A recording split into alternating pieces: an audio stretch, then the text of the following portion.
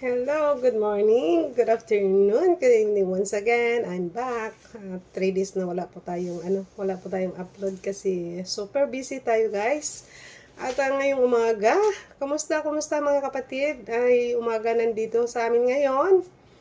At sa ngayon, gusto ko lang yung buhok ko. Sorry, guys. Yung umaga natin sa ngayon ay gusto kong magbigay ng aking kaunting mga opinion, kaunting mga sasabihin para sa mga ganap sa loob ng Kalingap, especially po sa mga updates natin sa love team natin sa Kalingap. So, bago ang lahat, ako po ay humingi ng inyong tamsak. At sa hindi pa naka-subscribe, please guys, subscribe my YouTube channel, The Idilio. At sa naka-subscribe, thank you so much. At sa inyong pagtuloy na pag-suporta sa akin, maraming salamat po. Dito na po tayo. Sa mga 3 days ko na hindi ako super updated sa mga ganap dahil nga po sa sobrang busy, dahil nga yung amo ko pagiging may bisita, so very tired, but at the same time still alive and kicking. At dito tayo sa aking gustong iparating sa inyo, yung ang aking paksa ay nakaka-proud si Kalinga Prab sa kanyang mga tinutulungan, especially sa ating mga Kalingap Angels, di po ba? O ngayon, may Magic 4 na tayo, guys. Salamat po ng marami, Kalinga Prab, dahil sa patuloy mo na pagpakinig sa amin na bilang mga supporter, na kung ano yung mga ganap at saka ano yung ikakasaya namin ay nandyan ka, nagsusuporta sa amin. Alam po namin na tinutulungan mo kami, na nandyan ka lang, na tinutulungan mo kami kung paano kami pasayahin, especially po sa mga OFW. Alam po namin yan na pinapakinggan mo kami, at we are so thankful na may isang Kalinga Prab kami na very rin sa amin, very marunong makinig, at saka binibigay rin, pinaparating kung ano yung ikakasaya namin bilang OFW. So guys, bago pa man, so naalala natin na last year, 2025 is a year na hindi maganda. Halos hindi maganda lahat ng mga bagay-bagay na mga pangyayari, di po ba? So by the way, kahit ganun pa man, patuloy na tayo na, di ba, lumalakad, at saka patuloy na nanonood, at saka despite rin sa mga problema, mga bagay-bagay, ay nasolusyonan rin kasi kahit man huminto ng saglit si Kalinga Prab, ay pinag-isipan niyo pa rin kung ano yung magandang gagawin.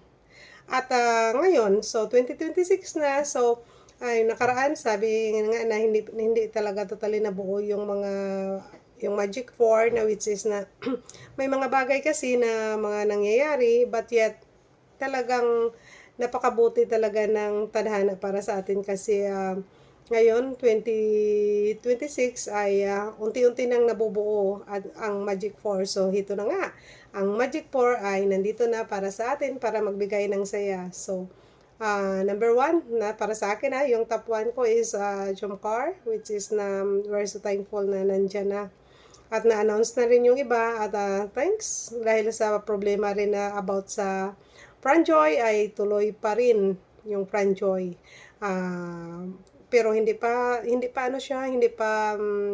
update talaga kung paano. Mag-abang na lang tayo, guys.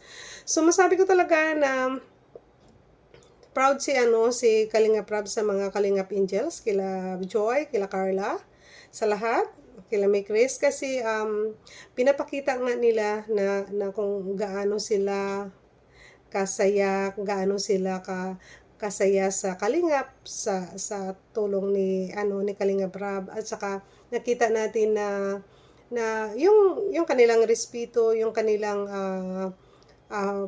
pag acknowledge kay Kalinga Prab sa mga tulong ay nandyan. At saka napakaganda tingnan, kahit ako talaga sabi ko nga, grabe ang dulot ng mga tulong ni Kalinga Prab. Kasi kahit sa aming lugar, walang ganyan eh. Nasa diet lang ata yan, nag-iisa. So, tingnan mo ngayon, no? Kung ano lang sila, yung beauty nila noon, kasimple, pero ngayon mas gumaganda sila lalo.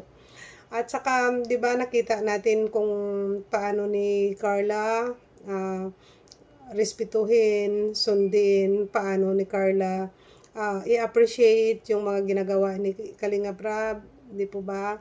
At saka, tulad rin kay, kay Nanay Milda, at saka kay Joy, kahit despite sa mga problema, nakita natin na nandyan talaga sila, yung kanilang pagsuporta kay Kalinga Prab. Ano nga sabi ni Nanay Milda? Na hanggang sa pagpantay ng kanyang mga paa ay ipakita niya kung paano siya kaloyal kay Kalinga Prab. Kaya, grabe, kaya, hindi talaga kahit ganun yung sabihin talaga nila, kasi deserve rin talaga ni Kalinga Prab yung respeto, at saka yung loyalty nila, kasi walang makaganyan, kasi makikita natin kung gaano sila noon at sa ngayon. Kasi madistinguish talaga yung buhay nila noon eh. At saka, tayo dyan nakasubaybay. At saka sana nga, wag masyado sumali yung mga, di po ba, yung mga sponsors. Sana nga yung sponsors, ibigay rin nila banda. Kasi may ibang sponsor na babae talaga, believe ako sa mga sponsors na tahimik, pero yung mga sa sponsors naman na medyo may ngay-ngay na sana dyan kasi nagmula minsan kung bakit yung iba na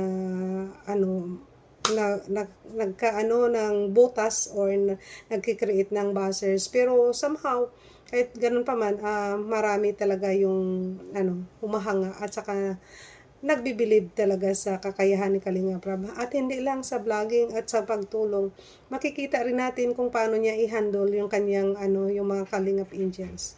Kasi nakitaan natin na magaling rin siya, 'di ba? Yung profession niya, yung pinag-aralan niya, dito makikita na natin na kung gaano niya ginagawa dito sa kanyang vlogging career.